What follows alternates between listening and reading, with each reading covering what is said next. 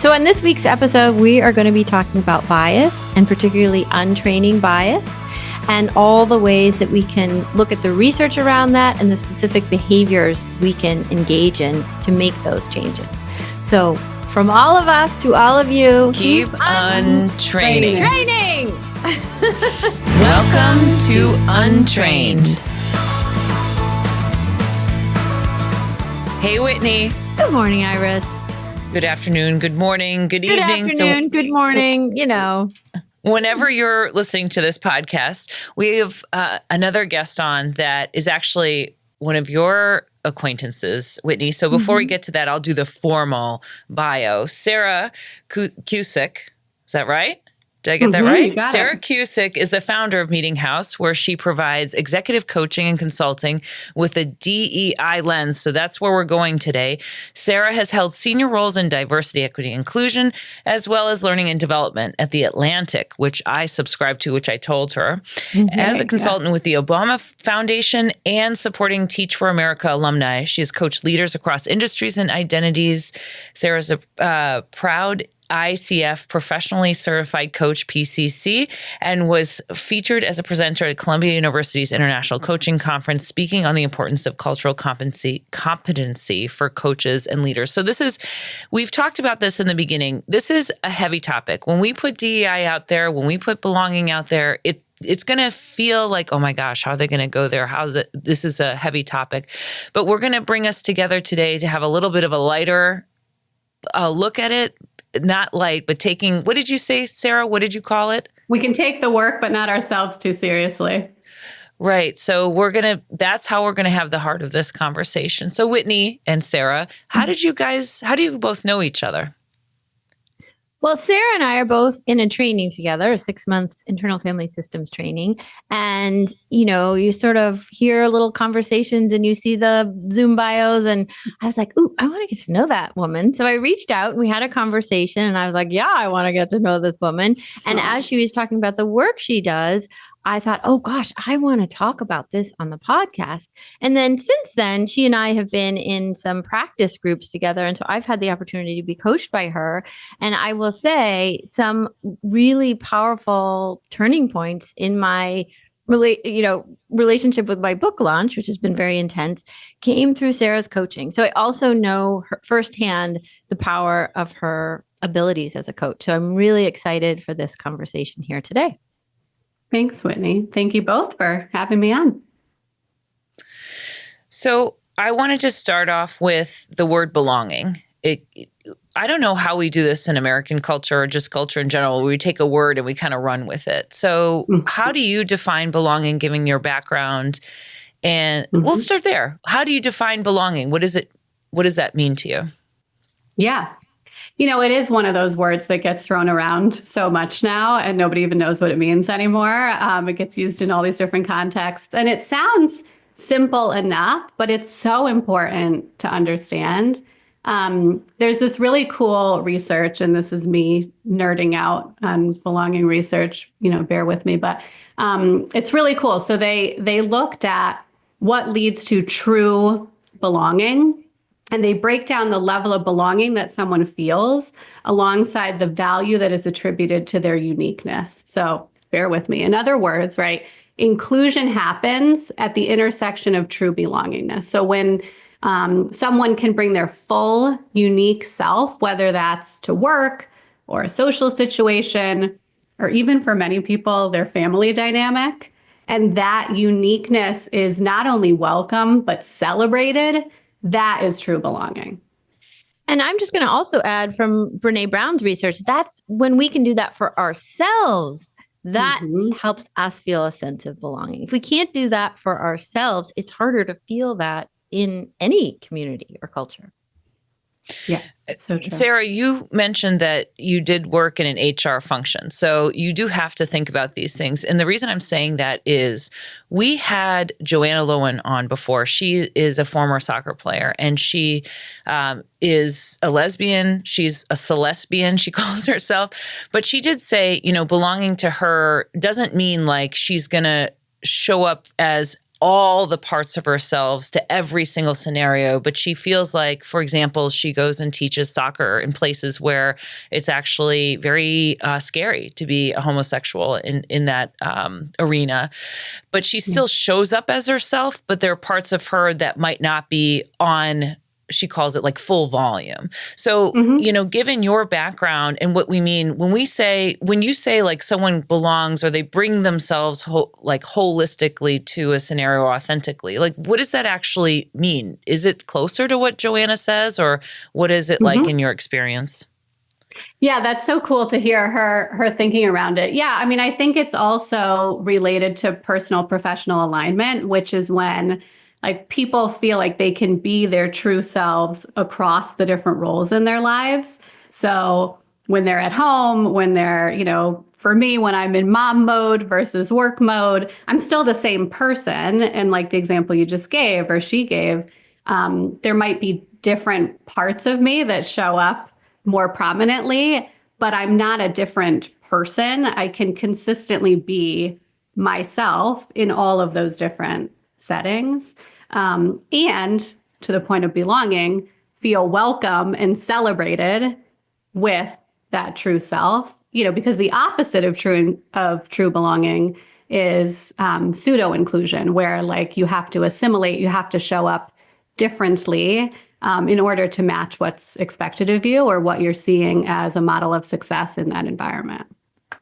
Do you have an example of what that might look like? Sure. So in workplaces, it often shows up as different working or communication styles. So someone who, expresses a lot of emotion, or someone who, thinks in kind of a cyclical way and doesn't describe everything with bullet points, they often have to change the way that they communicate, which is actually asking them to change the way that they think and process information, which is a big ask, right?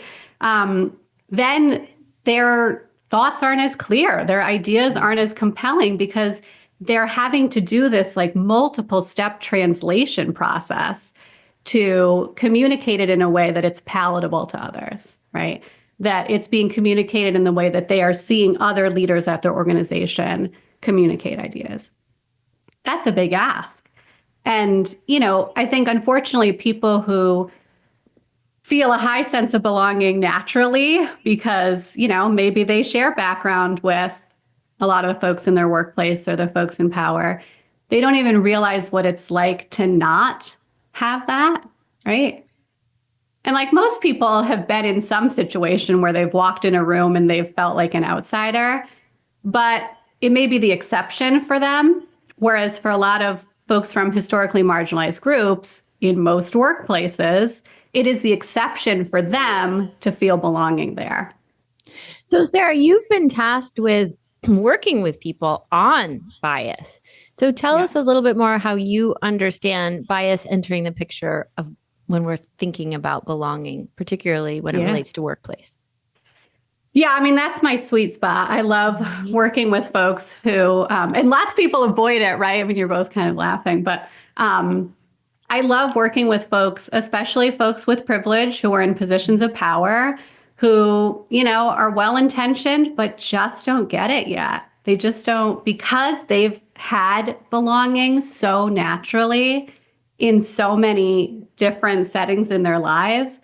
They really don't have a sense yet of what it's like to not have it and the impact of not having it, right? The like mental toll of having to do that translation process time and time and time again, every day. And so to work with them to not put shame, not put, guilt on, because it's not about that. We all have bias. We all have bias. It's an inevitable part of living in a world where lots of information is being fed to you all the time outside of your control. But it's about helping them see, ask those questions like, when are the moments when they feel uncomfortable engaging with someone or listening to someone or watching something? And it can be subtle discomfort, right? It can be like, my brain is processing that this accent is different from what I am used to hearing. And you don't have to buy into the bias. You don't have to like consciously buy into a stereotype or bias for it to live beneath the surface. And yet it's still, when our brains process information, we take these mental shortcuts. It's just part of how our brains function with all the information it's being fed all the time.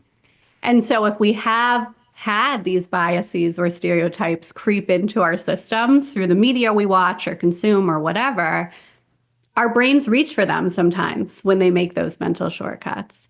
And so for people to see that that's not their fault, but yet they can do something about it, they can start to realize and recognize, oh, yeah, I am feeling a little uncomfortable, or like I feel a little cringy listening to this voice that doesn't sound like the voices I am used to hearing.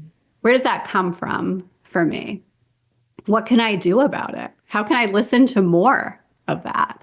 How can I expose myself to other accents, other perspectives, other stories that are quote unquote different from mine, but find commonalities and, retrain our brains, feed our brains new information so that when they're reaching in those moments of shortcut, they have different, diversified information to access. I always ask for examples. Like, do you have an example you can share with us of someone an actual scenario? Because I think sometimes we talk about things, you're giving some examples, but we talk about things in the abstract and these ideas of belonging. But there's a lot of subtlety in how these things play out. So given your background, do you have an example of where someone had to retrain and what kind of impact that made? Yeah.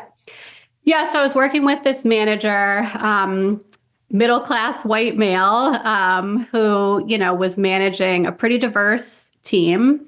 And yet he clearly had a favorite, right? Everybody saw it. He saw it, but he didn't see it as a problem. Because for him, it was like, yeah, this person's really high potential. They're great. Of course, they're my favorite. Like, they're the one, they're shining, right?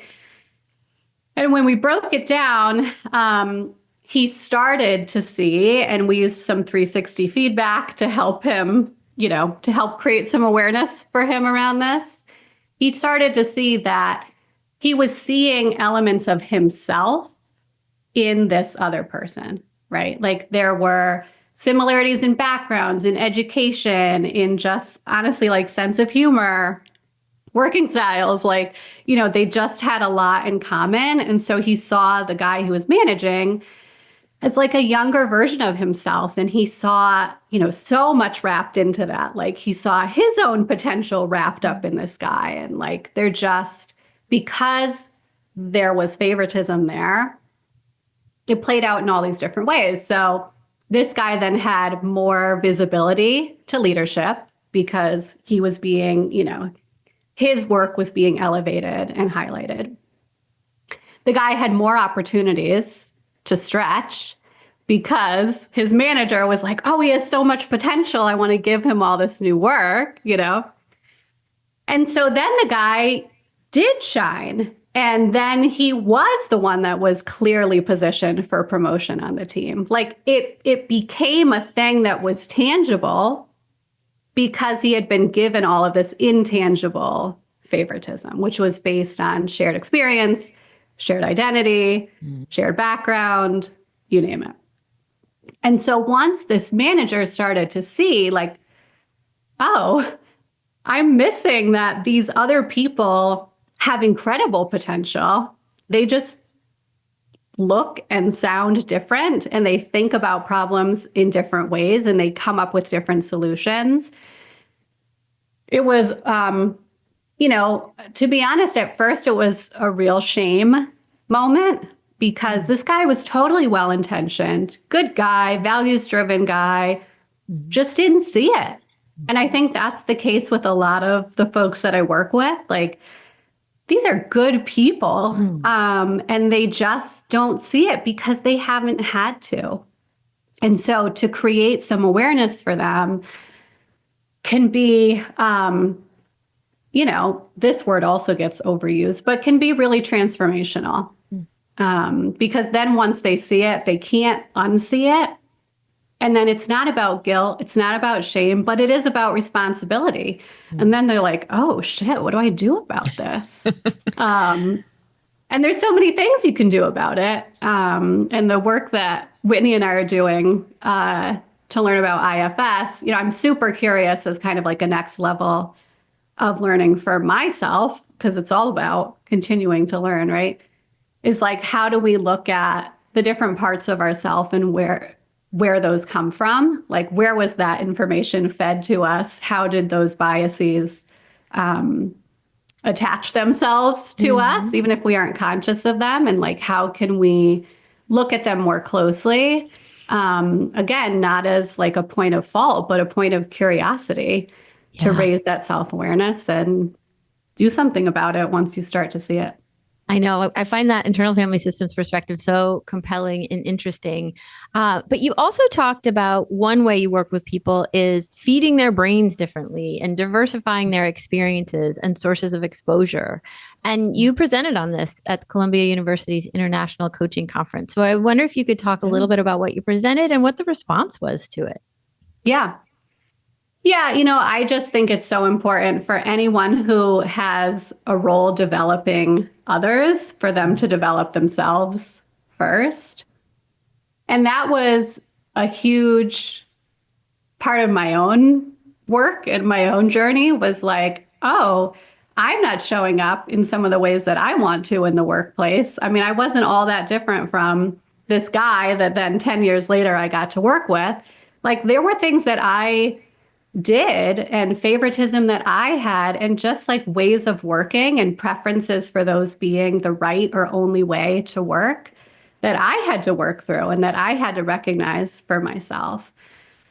And, I think it's powerful for coaches, for leaders, to take that on as a real responsibility. Like, that is part of your growth and learning if you're going to responsibly then develop anyone else or lead anyone else.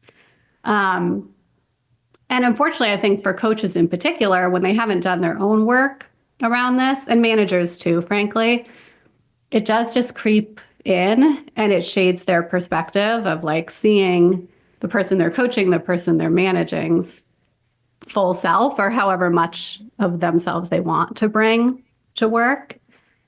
And that's, a disservice to the person that you're supporting. So to develop yourself, you can, diversify what you're exposed to. So that looks like, for some people, they really like watching documentaries, docuseries. For some people, it's memoirs. I have a memoir book club that has been really cool, because it's just a way to, in your own time, in your own space, take in different perspectives. And I love the ones, especially that have audiobooks where they are narrated by the author, right? Because then you also get to hear different voices. Yes, different accents, different ways of communicating, all of the things. And, you notice over the course of listening to a book, I notice this still myself, and I do this work, right? Like, if there is something that is less present in your life, like you don't have a friend or you don't have a colleague with this accent. I keep using that example because it's a really tangible one that people can understand. You just increase your exposure to it. And then by the end of the book, you just feel like you're talking to your friend, right? And you feel like you are understanding this person's story and like who they are at their deepest level.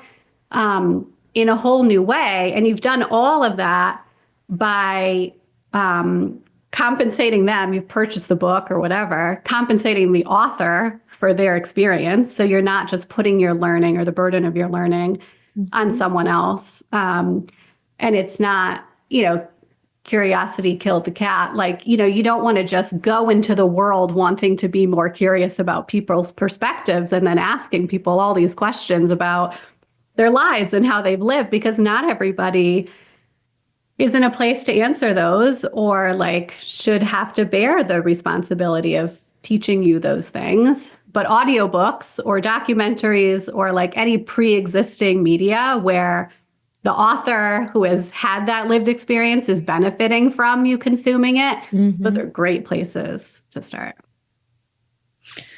What do you think is, maybe not a downfall, but what if we don't do this work, if we don't care about belonging? Because oftentimes DEI is like, yeah, what's at stake here? Oh, God, thank you. She's so good at like helping me find the words.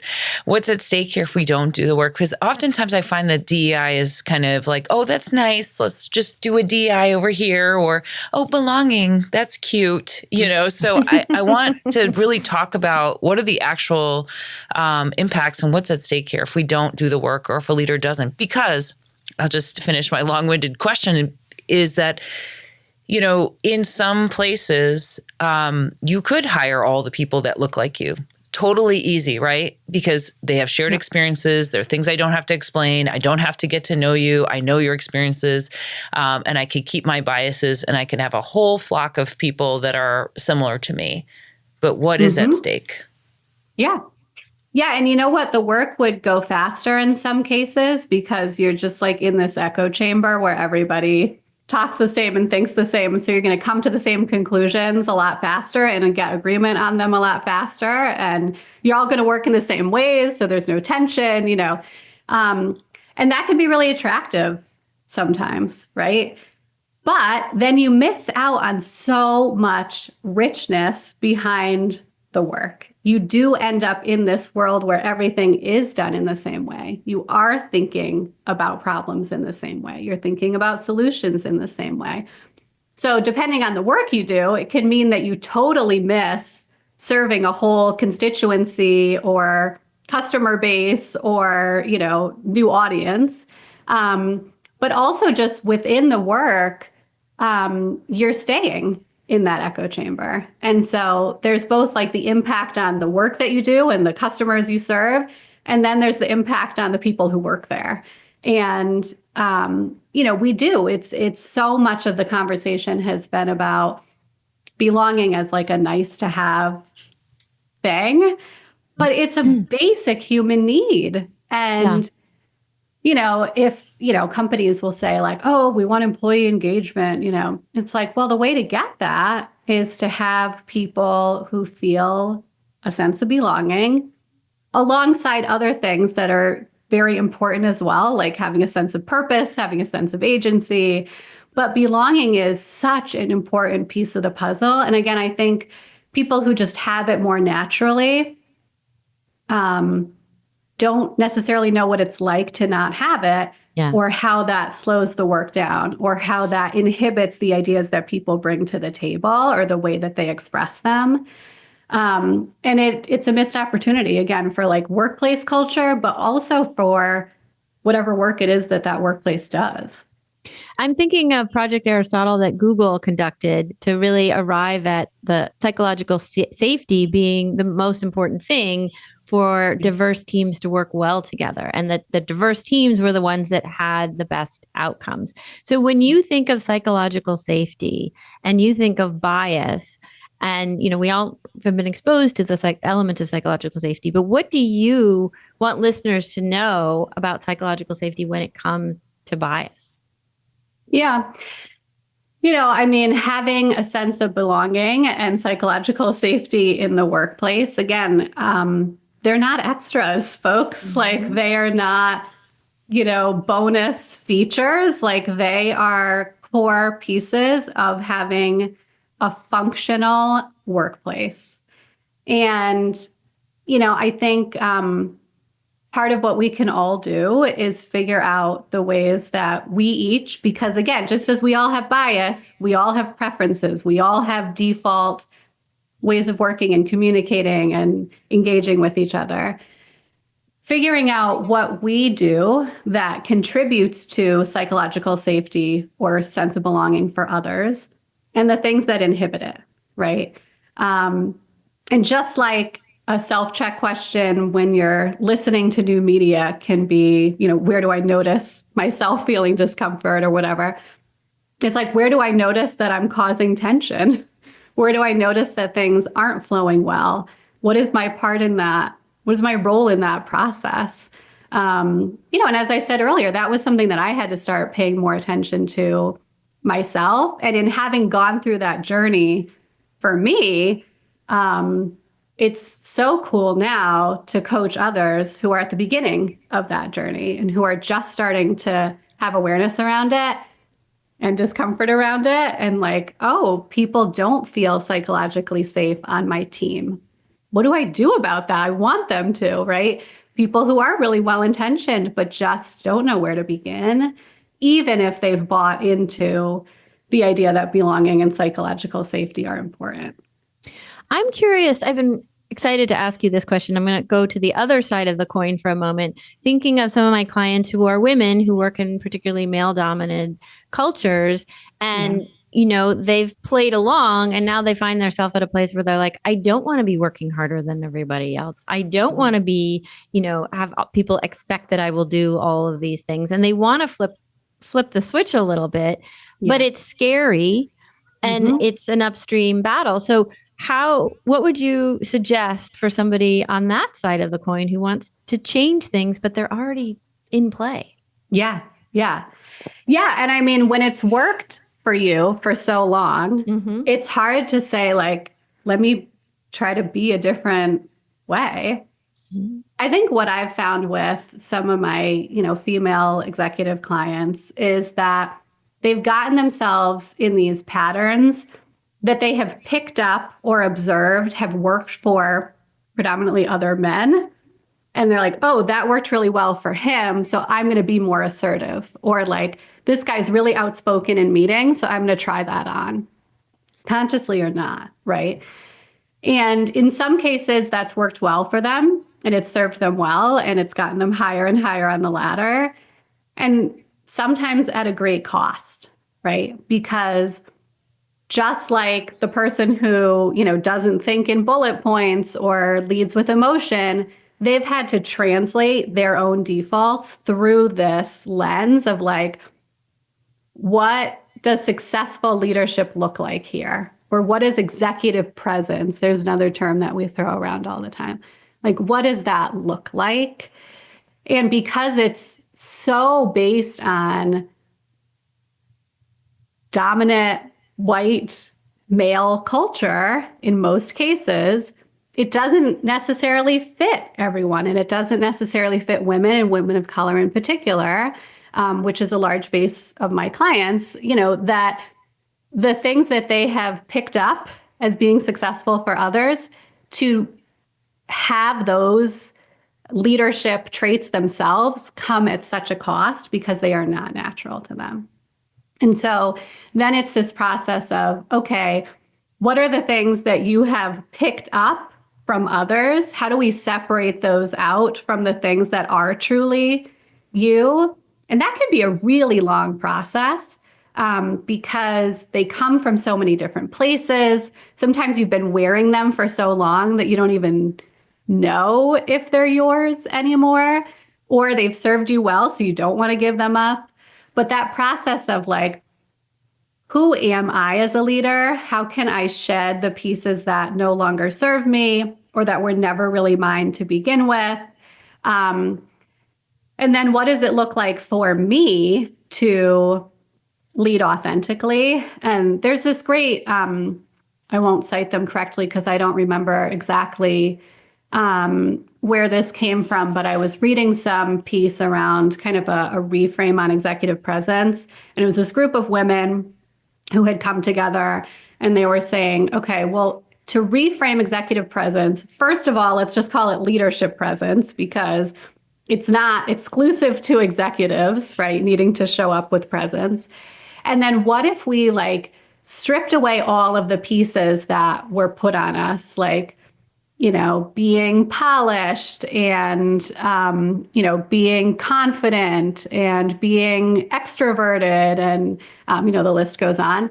And what if we instead thought about how do we know our own values? How do we actually figure out what our values are? How do we have a clear sense of purpose? And if we don't have a sense of purpose that we can articulate or that's compelling to a broad audience, how do we get there? How do we clarify that for ourselves? So values, purpose, And then, how can we really truly sink into our authenticity and like how we best communicate information? So you might have an introvert who is an incredible leader, but does really well with one-on-one conversations. And so maybe they don't structure their time as much or take on a role that's, required for them to be public speaking all the time, but they carve out a little more time to have one-on-one conversations with key people in the organization. And frankly, like people at all levels in the organization, because that's how their leadership style translates best. And that's how they can be themselves. And just like starting to see that leadership doesn't look or sound only one way. And we get better leaders who are fuller, and we get more from their uniqueness if they can show up in their own unique way.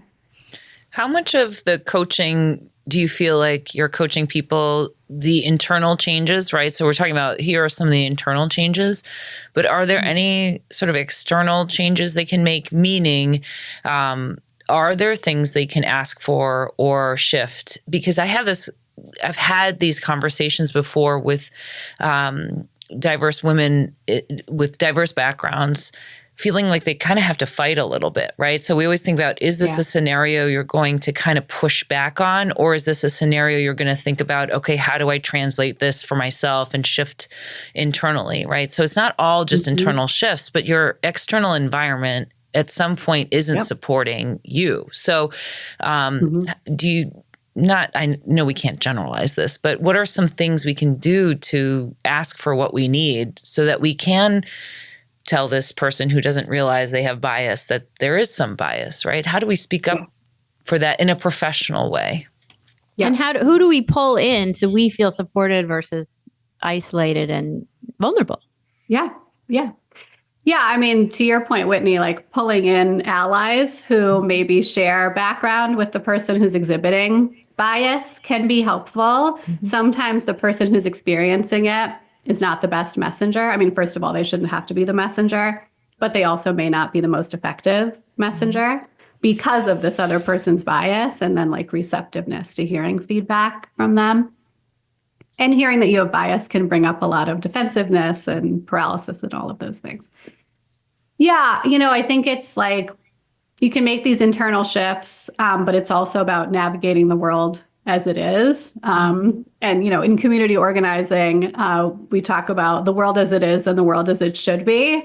And, I think about that all the time in coaching now is like, okay, this woman is experiencing this. And so I can tell her all day, you shouldn't have to play the game. Like, let's figure out how you can be you. But she's still in a workplace where she has to navigate and figure out where the moments when playing the game is in her best interest.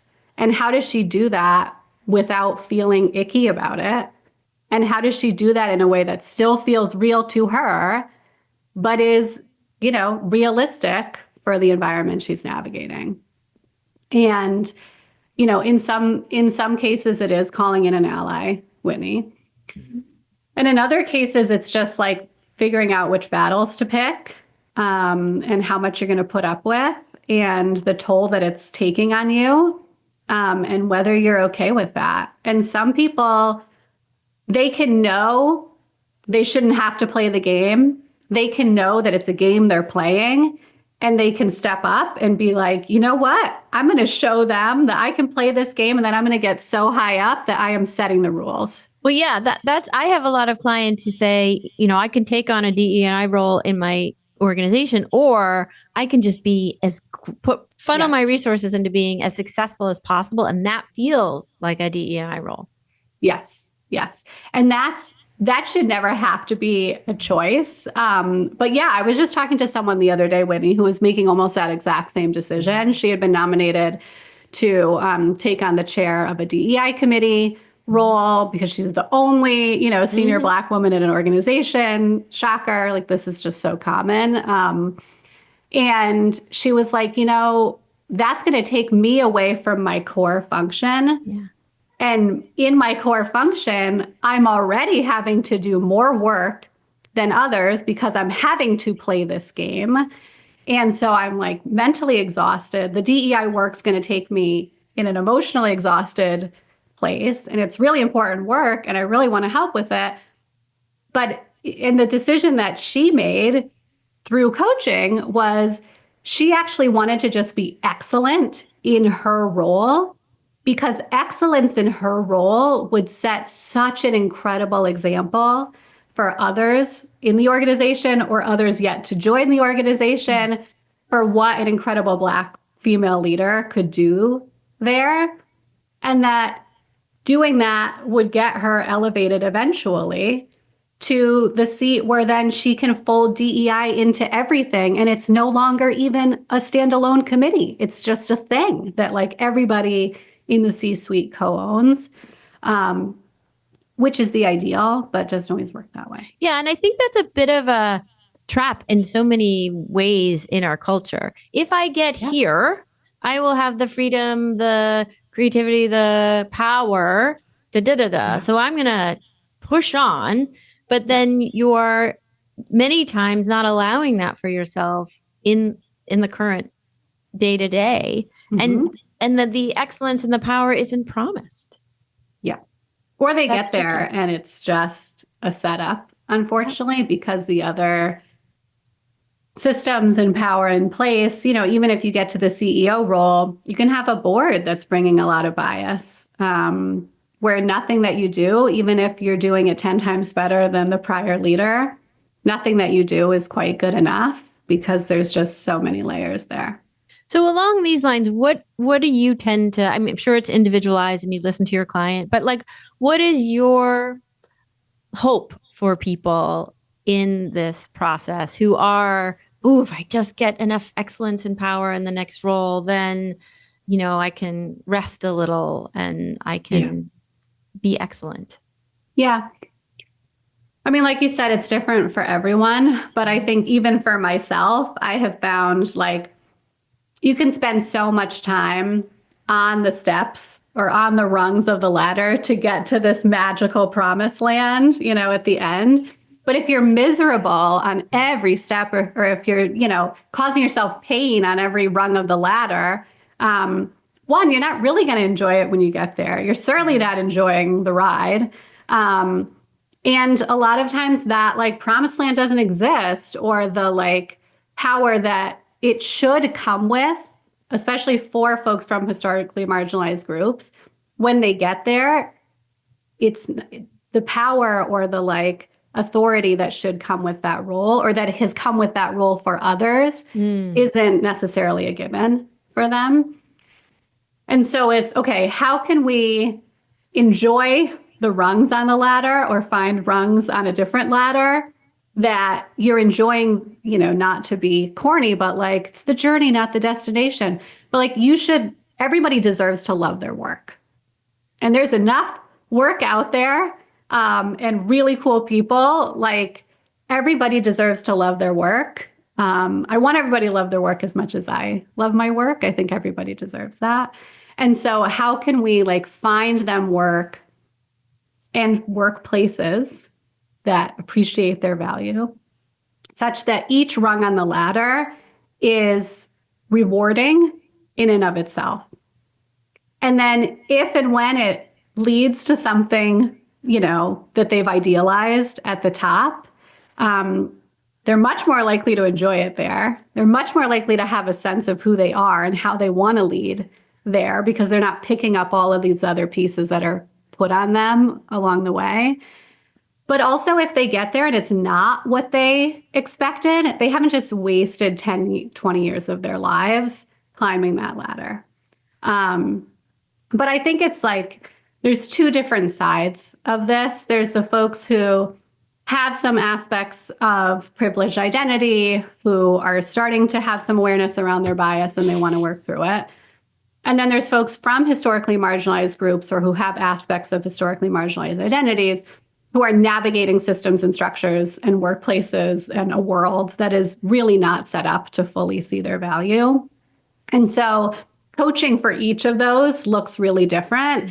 And so for the bucket who's working through, privilege or bias, however it shows up, I think about the combination that I presented at Columbia is there's no magic formula, but like a basic way to think about your development is focusing on increasing self-awareness. So you're evolving knowledge of self, deepening your cultural competency is, I think, kind of a false term, because when can any of us really be competent in anyone's culture, even our own? So I really like the term of cultural humility. So if you deepen your cultural humility, your like understanding of others and experiences, and you're feeding yourself, different sources of information, like we talked about earlier, alongside deepening your self-awareness, you can over time close the gap that so many of us have between our intent, how we think we want to show up or how we think we're showing up, and our impact, how we actually are experienced by others. And so when you deepen self-awareness, you deepen cultural humility, over time, your words and your actions more closely match your intentions, because they're not drawing from this well of unconscious bias. They're drawing from this diversified well of great new experiences and, perspectives. And your intention more clearly matches your impact.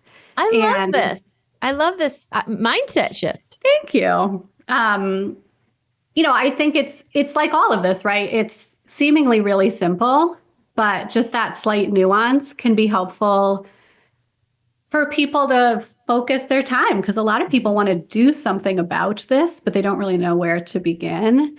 And then the other side of the coin is, right, the folks who are navigating workplaces that aren't set up for them. And the framework I referenced earlier and couldn't credit properly, that was developed by a group of women, shifting folks from this kind of outdated white male-centric idea of executive presence to like authentic leadership presence, which is more internal, knowing yourself, knowing your values, having a clear sense of purpose.